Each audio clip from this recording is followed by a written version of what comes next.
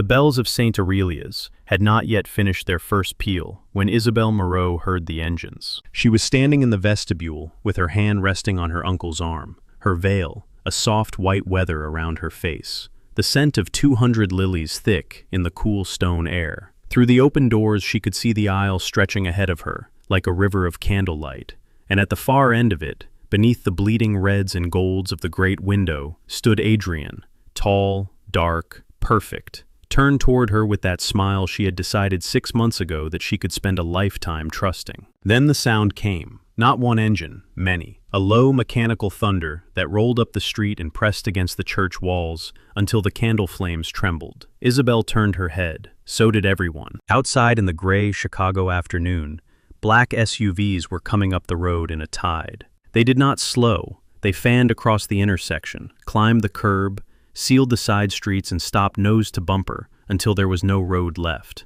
only a glittering wall of black steel and tinted glass, and rain beginning to needle down from a low sky. Doors opened in unison. Men in dark coats stepped out, not running, not shouting, simply arranging themselves along the church steps with the calm of people who had done this many times before. A gasp went through the congregation. Someone's chair scraped, the priest's hands stilled on his book.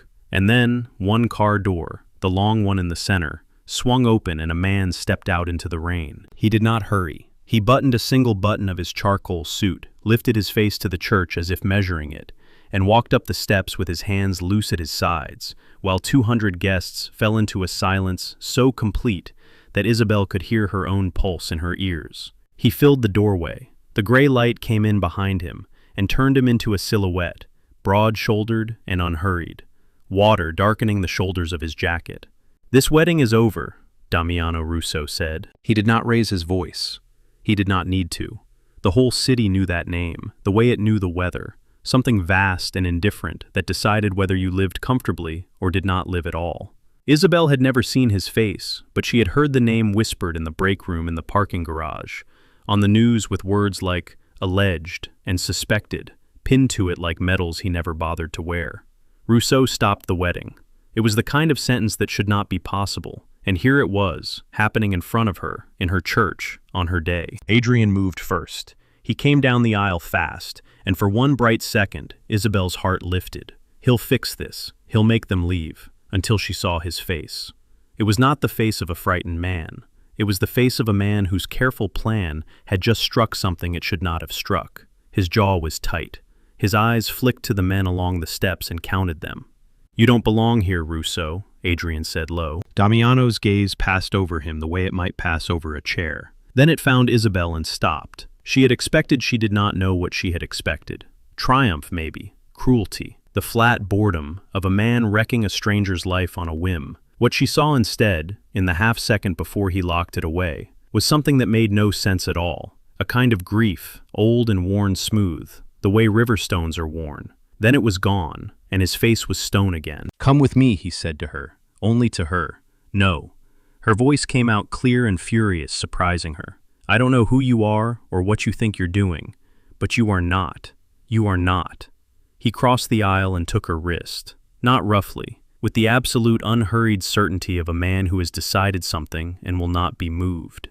His hand was warm. She would remember that later, how warm his hand was when everything about him looked like cold. "Damiano," Adrian's voice had changed, quieter, almost pleading, almost threatening, the two notes braided together.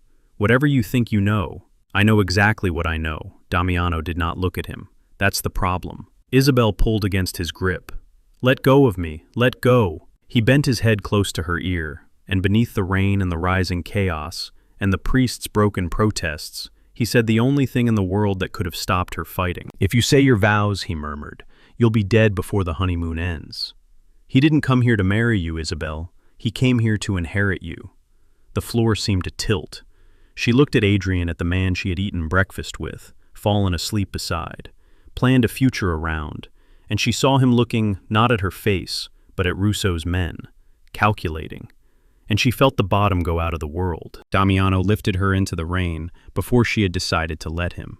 The last thing she saw of her wedding was Adrian standing in the aisle in his beautiful suit, surrounded by 200 stunned faces, not running to save her, only watching her go, with the cold, careful expression of a man recalculating his odds. The villa stood alone on a cliff, 2 hours north of the city, where the lake stopped pretending to be a lake and became something vast and gray and tireless that threw itself against the rocks all night long. Isabelle could hear it through the tall windows of the room they put her in, a constant, distant screaming of water, and for the first hours she screamed back at the locked door until her voice gave out. No one answered. No one heard her either. A woman brought food she didn't eat. A doctor she didn't ask for checked her pulse and left. Her wedding dress, when she finally tore her way out of it, lay across a chair like something that had drowned.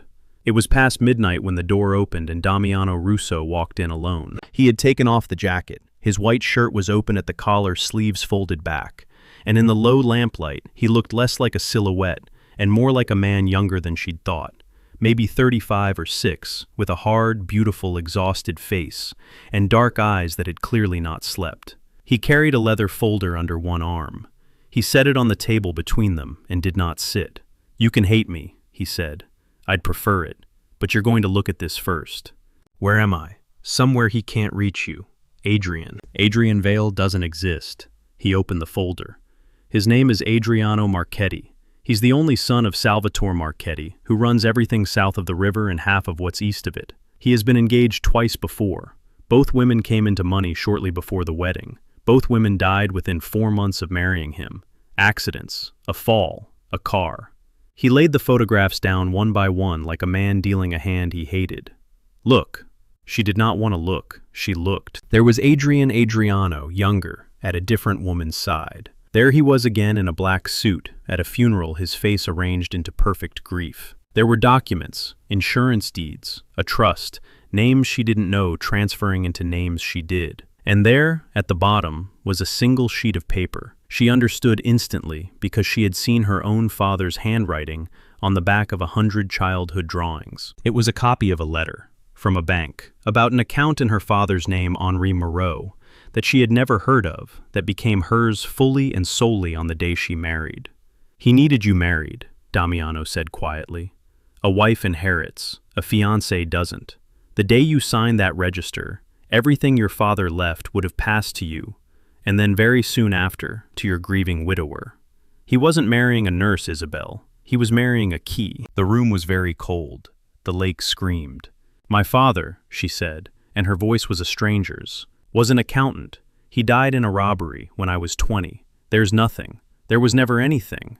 We sold the house to bury him." "Your father," Damiano said, "kept books for people who kill men over a misplaced decimal. And before he died, he copied something names accounts, the routing of money that could put the Marchettis in the ground for 3 generations. And he hid it where only his blood could ever reach it. The Marchettis have spent 8 years trying to find out where. They finally understood." He looked at her, and there it was again, that worn grief surfacing and sinking. "It was always going to be you." Isabelle stood up so fast the chair fell. "Then why do you care?" she shouted. "What do you get? You're one of them. You're worse. You're the one they tell children about. So don't stand there pretending you saved me out of the goodness of your— I don't have any goodness." He said it simply, the way another man might say his own name. "Whatever was in me to be good, I used up a long time ago in one night." And he left her with the photographs and the screaming water, and she did not understand then that he had just told her everything. The days at the villa took on a strange, suspended quality, like time held under water. She was not allowed to leave the cliff, but within it she could go anywhere, and there was nothing for her to do, and so she did what she had always done when the world frightened her. She watched. She watched the men who guarded the gate change shifts with military precision. She watched the silent woman Rosaria cook enormous meals for a house that ate almost nothing. And she watched Damiano Russo, who appeared at the edges of her days like weather, a figure on the cliff at dawn, a light burning in a study at 3 in the morning, a voice through a door speaking in a low Italian she couldn't follow, but whose tone she came to recognize. Command. Command. And underneath it, something tired. He almost never spoke to her.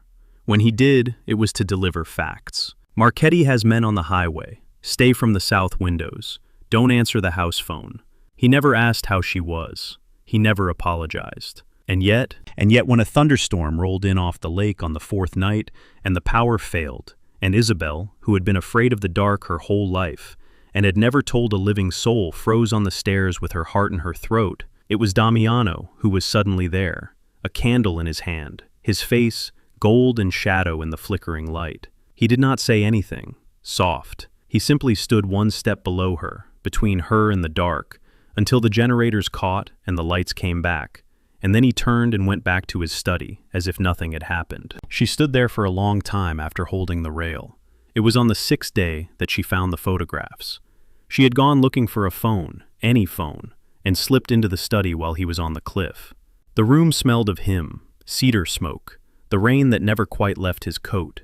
She was easing open a drawer when her hand brushed a leather portfolio at the back, heavier than it should have been, and she drew it out, and she opened it, and her own face looked back at her. There were hundreds. Isabelle at 19 on a college quad she barely remembered. Isabelle in her nursing scrubs, eyes ringed with the exhaustion of a double shift, coming out of the hospital under a streetlight.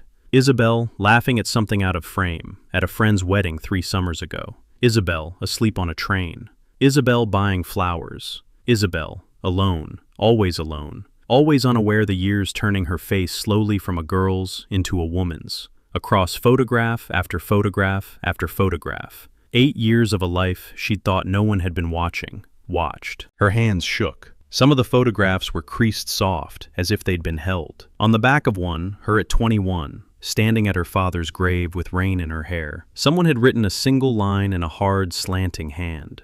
"I'm sorry. I'll never stop being sorry." "Put it down." She spun. He stood in the doorway, and for the first time since the church, she saw him without his armor, the color gone out of his face. "You've been watching me," she whispered. "For years. What is this? What kind of who does this? Put it down, Isabelle. Tell me what this is." And something in him gave way. She watched it, go the way ice gives way all at once and silently. He crossed the room and took the portfolio from her hands gently and held it against his chest, as if it were the most fragile thing he owned. "You asked me why I care," he said. His voice had gone very low and very even, the voice of a man stepping off a ledge. "You asked what I get. Yes. 8 years ago your father had something the Marchettis wanted destroyed. They couldn't reach him themselves, too clean, too watched. So they came to my father, who was the boss then, and they made a deal, and my father gave the job to the most loyal soldier he had. A boy who did what he was told, and never asked the reasons, because asking reasons was how you ended up in the lake." He set the photographs down on the desk, square, precise. "I was 22. They told me Henri Moreau was an informant who'd gotten 3 of our men killed. They told me he was guilty. I believed them, because believing them was easy, and the truth was hard." The lake screamed beyond the glass. "He was at his desk," Damiano said. "He had a photograph of a little girl turned to face his chair. He was not an informant. He was a man who'd seen something he shouldn't have, and was trying to build a wall of paper high enough to keep his daughter safe behind it. He didn't beg for himself. He begged for her." His eyes came up and found Isabelle's, and they were terrible, naked, 8 years deep. "I found out 2 days later that I'd been lied to, that the Marchettis used my family to do a thing my family would never have done if they'd known. By then your father was in the ground, and you were 19 years old and alone, and there was nothing I could ever do to make it right." The world had gone silent, even the lake. "It was you," Isabelle said. The words came out without air behind them. "You killed my father." "Yes."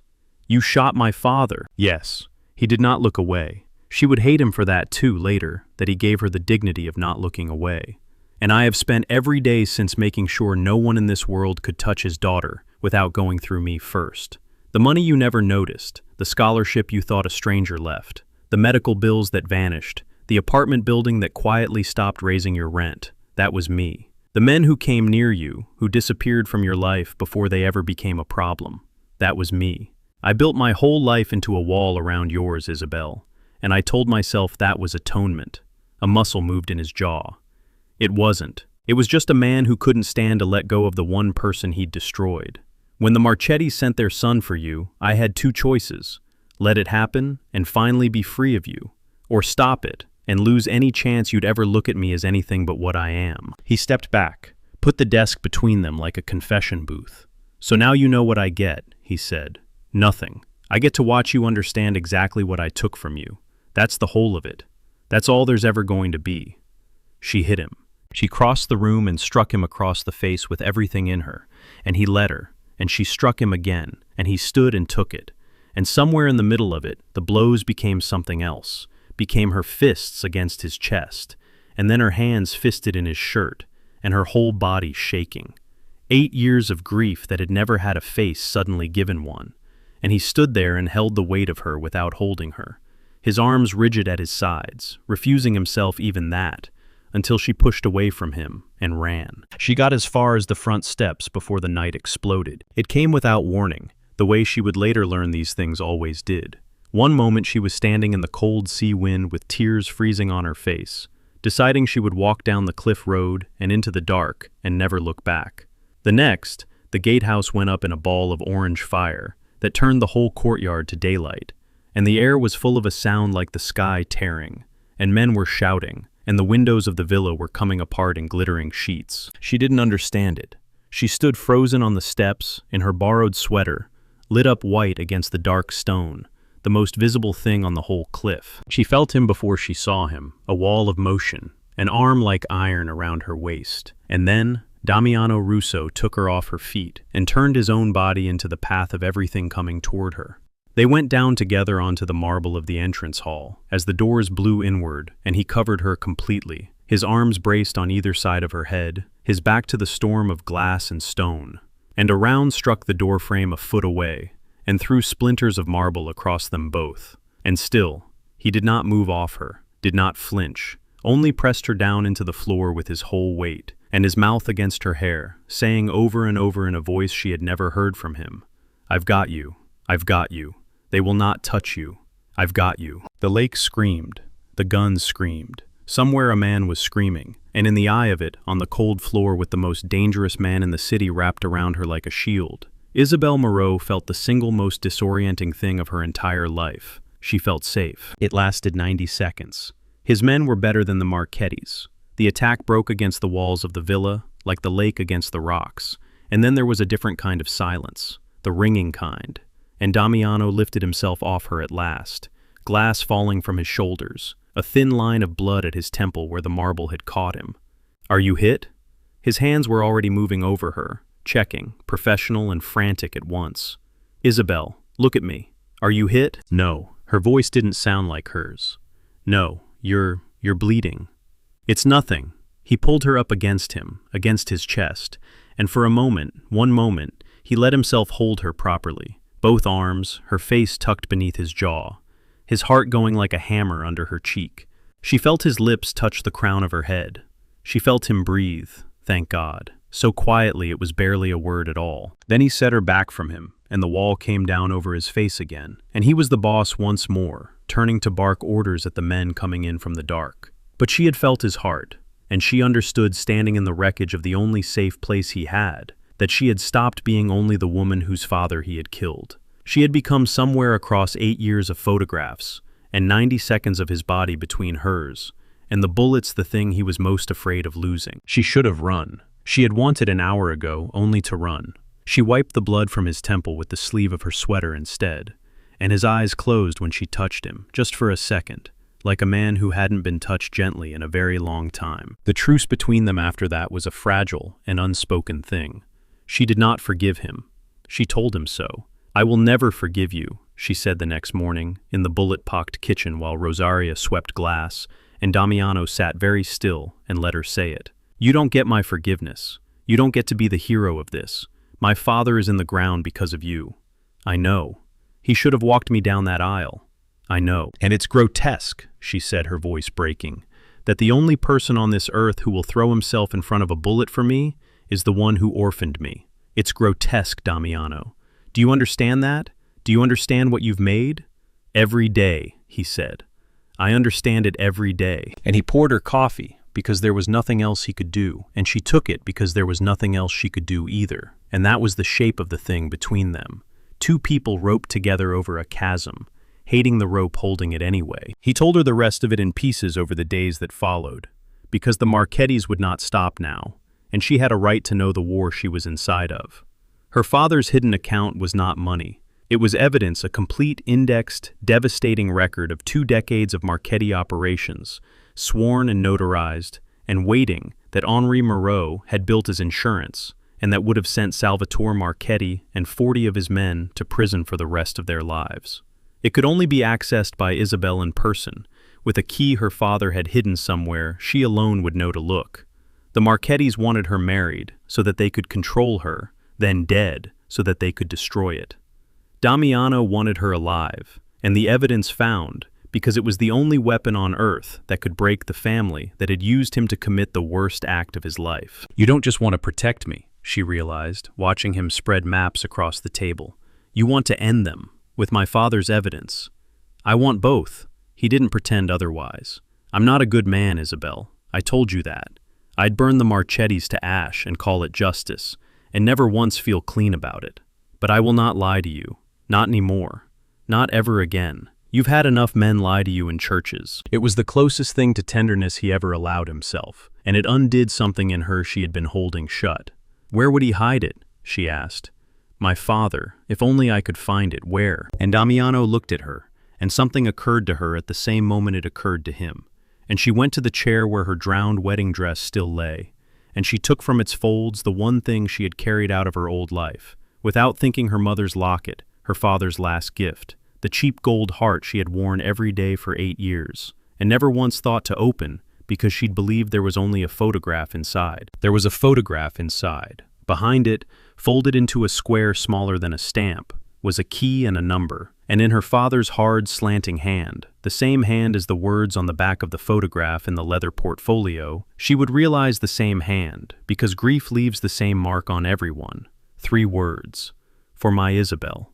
"He kept it on your heart," Damiano said very quietly, "the whole time." She closed her hand around it and wept, and this time when he crossed the room, she let him hold her, and neither of them said anything about what it meant. They went for the evidence at dawn 3 days later, because waiting only let the Marchettis tighten the net, and because Damiano had a plan that turned on getting there first. It was kept, it turned out, in a private vault beneath an old bank in the heart of the city, the kind of place that no longer advertised, that served clients whose names were never spoken, that asked no questions of anyone arriving in a convoy of black cars at 6 in the morning. Isabelle went in on Damiano's arm, in a dark coat, the key warm in her fist, and she gave the number, and she pressed her thumb to the cold glass, and a door that her father had locked 8 years before her, opened to no one in the world but her. Inside was a single steel box.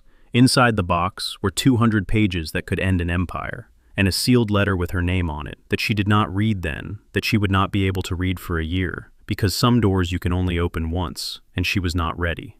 They almost made it out. The Marchettis were waiting in the lobby, Adrian among them, no longer the perfect groom, his beautiful face stripped down to the cold thing underneath. There were too many of them, and too few of Damiano's men, and 100 feet of marble floor between Isabelle and the door. And for one suspended moment, everyone simply looked at everyone, the box in Isabelle's hands, the center of gravity for the whole room. "Hand it to me, Bella," Adrian said soft, almost loving the voice that had once read her to sleep. "And no one has to be hurt. You don't even have to die. I'll let you live if you give it to me now. Russo can't promise you that. Russo's already dead, and he knows it." She looked at him, at the man she had been minutes from marrying, at how easy it would have been, how close she had come, how a different woman in a different church would have signed the register and smiled, and been driven off to a quiet death on a quiet coast, and no one would ever have known her name. "My father," she said, "begged for my life." Adrian's smile flickered. "Both of you," she said. "The man who killed him and the man who came to kill me. You both told me he begged for me. I've decided I'm going to be worth it." And she threw the box hard and high, the way you throw something to make every gun in a room follow it. And they did. Every eye, every barrel, turning to track 200 pages flashing through the air. And in that single-bought half-second, Damiano Russo moved. The climax of it, when she let herself remember it afterward, was not the gunfire, though there was gunfire enough to fill her dreams for months. It was the look on Damiano's face. He cut through the Marchetti men like the lake through stone, like a man who had stopped caring whether he came out the other side, because she understood then what he had meant by, "I'll pay for it with my own life." He had never planned to survive this. He had planned to trade himself for her, to put the Marchettis in the ground with her father's evidence, and put himself in the ground with them, and call the ledger balanced at last. She saw it in how he fought. He fought like a man spending the last of something. He reached Adrian as Adrian reached her. What happened between the two of them happened too fast for her to follow. A flash of motion, a sound she felt in her teeth. And then, Adrian Marchetti was on the marble floor, with his perfect face turned up to the chandelier light, and Damiano was standing over him, swaying, one hand pressed to his own side, where the dark was spreading fast and wet through the charcoal of his shirt. "Damiano, get the box." His voice was going. "Get it and get to the car. Marco knows where." "You're shot." She was already there, already on her knees, her hands already moving. 8 years of trauma training taking over her body, while the rest of her screamed. "You're shot, you idiot, you stupid. Stay with me. It's all right." He was smiling, actually, smiling, blood at the corner of his mouth, and the terrible peace in his face frightened her more than anything in the whole nightmare of the last 2 weeks. "It's all right, Isabelle. This is how it's supposed to." "No." She pressed both hands against the wound with all her strength, and he gasped, and his eyes refocused on her face. "No, you don't get to do that. You do not get to kill my father and then bleed out on a floor, and leave me to grieve you both. That is not how this ends. You're going to live, Damiano. You're going to live, and you're going to spend every single day being sorry, because that is the only thing you can ever give me. Do you hear me? You owe me a long life of being sorry. Don't you dare take that from me too." She saw it land. She saw the peace go out of his face and the fight come back in. Saw him choose for the first time in 8 years. Choose to live because she had asked it, because she had reframed his death from atonement into one more thing he was stealing from her. His hand came up and gripped her wrist. "That's not fair," he breathed. "No," she said, weeping, pressing harder. "It's not. Welcome to it." His men reached them. The world became sirens and motion, and a long red road to the hospital where she had once worked, where she walked in beside his stretcher in a blood-soaked coat and gave orders to her stunned colleagues in a voice that allowed no argument, and where 4 hours later, a surgeon she had trained came out and told her he would live. She sat down in the corridor, then on the cold floor, with her back against the wall, and she put her face in her hands, and she did not know, would not let herself name whether she was crying out of grief for her father or terror for the man who'd killed him. And somewhere, in the unbearable middle of those two things, she understood that she had fallen against all sense and all justice, and everything she believed about herself in love. The evidence ended the Marchettis. That part was almost quiet in the end. Not guns, but federal agents. Not a war, but a cascade of indictments. Salvatore Marchetti let out of his own mansion in a bathrobe at 4 in the morning, while the cameras Damiano had quietly arranged to be there caught all of it. Adrian survived his wounds to face a courtroom instead of a marriage. Isabelle never saw him again. She read his sentence in the paper over coffee and felt nothing at all, which she decided was its own kind of healing. Damiano spent 6 weeks in the hospital. She visited him every day. She told herself it was because she was a nurse and he was a patient, and that was simply what one did. And she did not examine why she rearranged her shifts to be there when he woke, or why the first thing his eyes searched for every single time was her. They did not talk about it for a long time. There was too much wreckage between them to build anything on quickly, and she would not be rushed. And to his credit, the only credit she would grant him for months, he never once tried to rush her. He let her hate him on the days she needed to hate him. He let her sit in silence on the days the grief came back. He told her when she asked every true thing about that night 8 years ago. Every detail, no matter how much it cost her to hear or him to say, because she had decided that the only way through it was through all of it. And he had decided that she could have anything she asked of him, including the truth, including his own annihilation, if that was what she wanted. It was nearly a year before she read her father's letter. She read it alone on the cliff at the villa in the spring, with the lake gone calm and blue below her. She would never tell anyone everything it said. But she told Damiano one line of it that evening, when she found him standing where he always stood, at the edge of the cliff, looking out at the water as if it might give back what it had taken. He wrote, she said, that the only thing he was ever afraid of was leaving me alone in the world. Her voice was steady. She had practiced it. He wrote that he hoped someone would love me enough to stand between me and the dark. Damiano did not turn around. She watched his shoulders. The shoulders that had taken the glass and the marble and the bullet for her go rigid. "He didn't mean me," he said. "No," she agreed. "He didn't mean you, The universe doesn't have that kind of sense of humor. She came to stand beside him at the edge, close, their arms not quite touching. And I'm not telling you I forgive you. I might never be able to say that word to you. I've stopped pretending I know what I'm going to be able to do. Then why are you here? He asked. He sounded like a man who had braced for a sentence. The wind came up off the water and lifted her hair. Below them, the lake breathed in and out against the rocks, no longer screaming, just breathing the way it had probably always been breathing, the way she simply hadn't been able to hear over the noise of her own grief. Because you put your body between me and the bullets, she said, and you didn't tell me to be grateful, because you watched me for 8 years, and you never once let me see you. Because the worst thing that ever happened to me, and the only safe I've ever felt, are the same man, and I have stopped being able to pretend that I can walk away from that. I tried. I packed a bag 3 times this year. She turned to face him and made him look at her and held his terrible naked eyes with her own.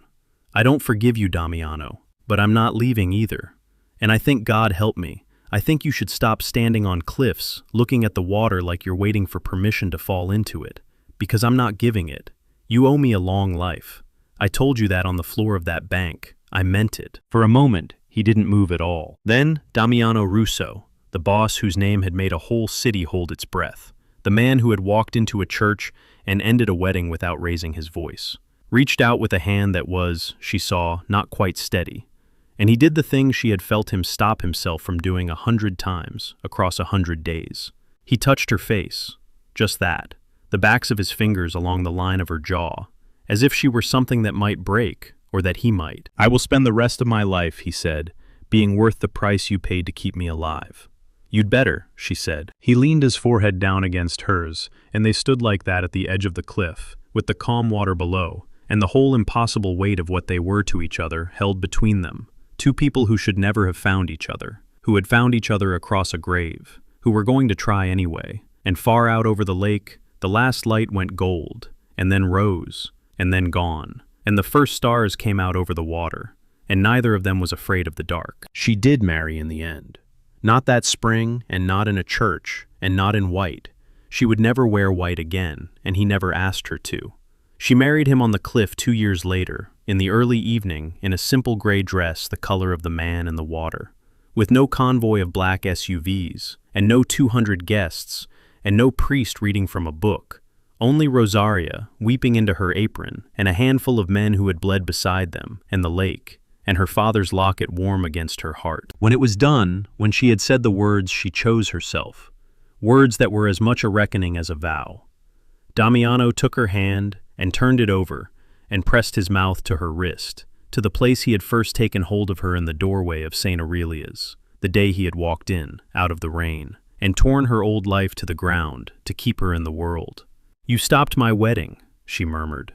I'd do it again, he said.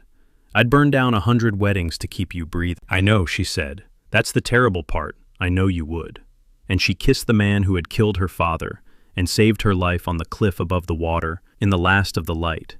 And somewhere out beyond the rocks, the lake turned over in its sleep and sighed the way it does on the kind of night when something that should have been impossible, quietly, dangerously, becomes the only true thing left standing. Because in this city, the most beautiful love stories are always the ones that began with a grave. And somewhere, even now behind another set of tinted windows, another man with a name the whole city fears is watching a woman he has no right to want and deciding that tonight, finally, he is going to step out of the car.